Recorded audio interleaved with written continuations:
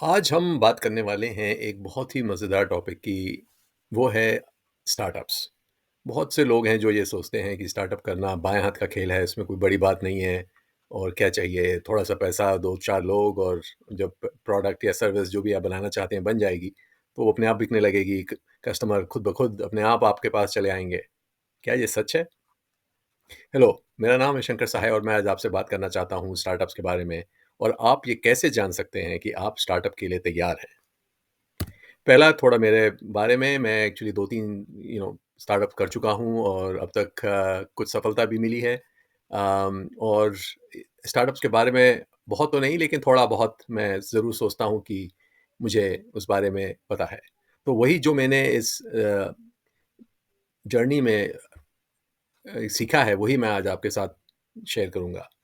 तो बने रहिए मेरे साथ, बहुत लंबी ये टॉक नहीं होने वाली है, बहुत छोटी-सी है, 3 चीज़ें ही कवर करनी है ख़ास। तो उन्हीं पे हम लोग फ़ोकस करेंगे, तो आगे बढ़ते हैं। स्टार्टअप जब आप करते हैं, तो आपके लिए ये पिक्चर जो है, ये इमेज आपके दिमाग में रहनी चाहिए। आप अपनी नौकरी में हैं या अभी आपने कॉलेज ख़त्म किया है और आप सोच रहे हैं कि आप स्टार्टअप करेंगे। स्टार्टअप की दुनिया इन शार्क मछलियों के एक झुंड से कोई कम नहीं है। ना आपके पास पैसा होता है, ना आपके पास कस्टमर होते हैं, ना आपके पास कोई एम्प्लॉयी या आपके कोई वर्कर या आपकी मदद करने वाला होता है।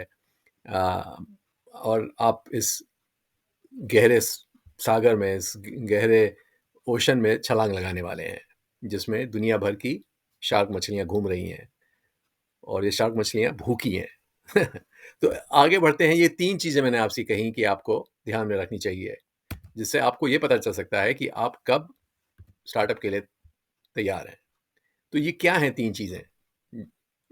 जो आपको सोचनी चाहिए जब आपके पास नौकरी है, आपने इस्तीफ़ा नहीं दिया है, अभी आप कॉलेज में हैं, आपको अभी अ कैंपस प्लेसमेंट करने का मौका अभी आपके सामने है, उससे पहले ये बातें 3 बातें सोचना बहुत ही ज़रूरी है और अगर इन तीनों बातों का जवाब आप हाँ में दे सकते हैं, तो फिर आप उस स्थिति में हैं कि जहाँ आप स्टार्टअप के बारे में सोच सकते हैं। बट इन 3 बातों को पहले ज़रा ध्यान से सुनते हैं और समझते हैं। एक है, आप अकेले नहीं कर पाएँगे, आपको एक फाउंडिंग टीम चाहिए। लेकिन ये फाउंडिंग टीम ऐसे सक्षम लोगों की होनी चाहिए, जो आप पे भरोसा करते हों, आप उन पे भरोसा करते हों और उनके जो स्किल्स हैं, जो उनकी काम करने की क्षमता है, वो अच्छी है, आपके फ़ायदे की है और ये लोग सबसे ज़रूरी चीज़, ये टीम, आपकी फाउंडिंग टीम आपके साथ आपके लिए काम करेगी और वो भी बिना किसी वेतन या पेचेक की। ये बहुत ज़रूरी चीज़ है। अगर आपके पास कम से कम 3 लोग ऐसे नहीं हैं, जो आपके साथ आपके कहे पे चलें और वो भी बिना किसी लालच के, तो आप स्टार्टअप का आइडिया अपने दिमाग से निकाल दीजिए। जब आपके पास ऐसी टीम हो जाए, तब आप समझिए कि अब आप स्टार्टअप की पहले टेस्ट में पास हो गए। दूसरा, इन्वेस्टर्स। आपको कोई क्यों पैसा देगा? आप इस बात को सोचिए। आपको सिर्फ़ पैसा वो देंगे जो आप पे विश्वास करते हों, क्योंकि अभी आपके पास ना प्रोडक्ट है, ना सर्विस है, ना मार्केट है, ना कॉम्पिटिशन का कोई वो है, एनालिसिस है, ना कस्टमर है। तो आपको चाहिए कम से कम 3 परिवार या मित्र या और वीसी जो आप पे पैसा लगाने, निवेश करने के लिए तैयार हों, सक्षम हों और उत्साहित हों। तो ये भी कब पहली चीज़ से कोई कम ज़रूरी चीज़ नहीं है, महत्वपूर्ण चीज़ नहीं है, ये भी उतनी ही महत्वपूर्ण है।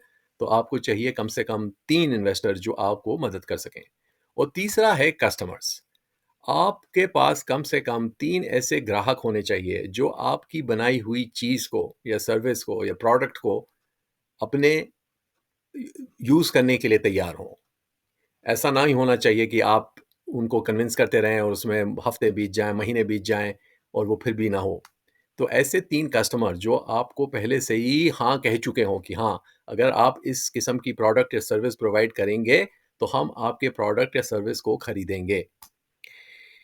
और अगर इन 3 चीज़ों का आपका जवाब है हाँ, तो वो जो शार्क्स मैंने आपको पहले दिखाई थी, वो छोटी-छोटी मछलियों की तरह आपको दिखाई देंगी और आप इन तीनों चीज़ों के हाँ, अगर आपका जवाब हाँ है, तब आप उसके बाद जो है स्टार्टअप के अगले कदम उठा सकते हैं।